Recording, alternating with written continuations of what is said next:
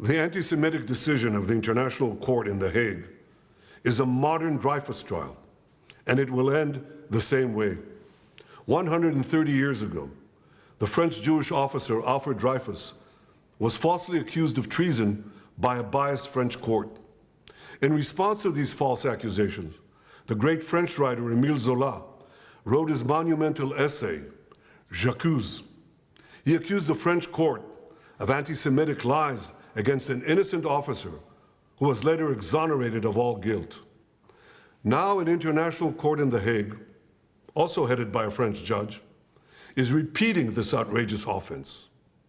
It is falsely accusing me, the democratically elected Prime Minister of the State of Israel, and Israel's former Defense Minister, Yoav Gallant, of deliberately targeting civilians. This when we do everything in our power to avoid civilian casualties. We issue millions of text messages, phone calls, leaflets to the citizens of Gaza to get them out of harm's way, while the Hamas terrorists do everything in their power to keep them in harm's way, including shooting them, using them as human shields. The court in The Hague accuses us of a deliberate policy of starvation. This when we've supplied Gaza with 700,000 tons of food to feed the people of Gaza. That's 3,200 calories for every man, woman, and child in Gaza. And these supplies are routinely looted by Hamas terrorists who deprive their people of much-needed food. Yet just in the last few weeks, Israel facilitated the vaccination of 97% of the people of Gaza against polio. This doesn't prevent the court of accusing us of genocide. What in God's name are they talking about in The Hague?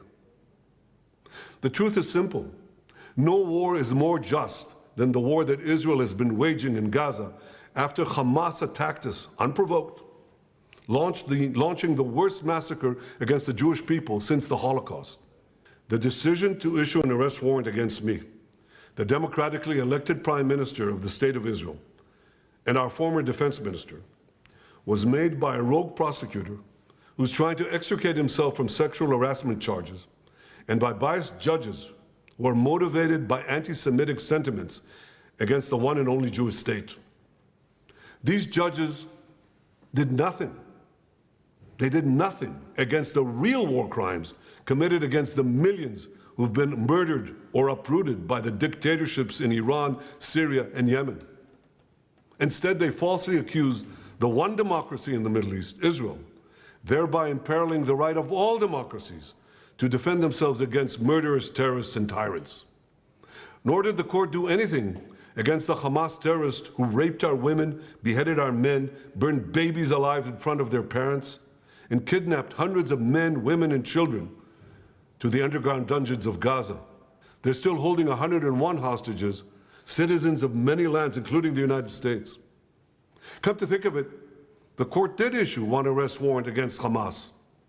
Now hear this. They issued an arrest warrant against the corpse of the Hamas arch-terrorist Mohammed Dev. His corpse. What an absurdity. No biased anti-Israel decision in The Hague will prevent the State of Israel from defending its citizens. And I want to thank our many friends around the world, especially those in the United States, who've condemned this outrage and who have said that this decision will have severe consequences for the ICC and those who cooperate with its decision. Israel will not recognize the validity of this decision. We will continue to do everything we must do to defend our citizens and defend our state against Iran's axis of terror, Iran and its terrorist proxies, which include Hamas, Hezbollah, the Houthis, and others. Our enemies are your enemies, and our victory will be your victory, the victory of civilization over barbarism and tyranny.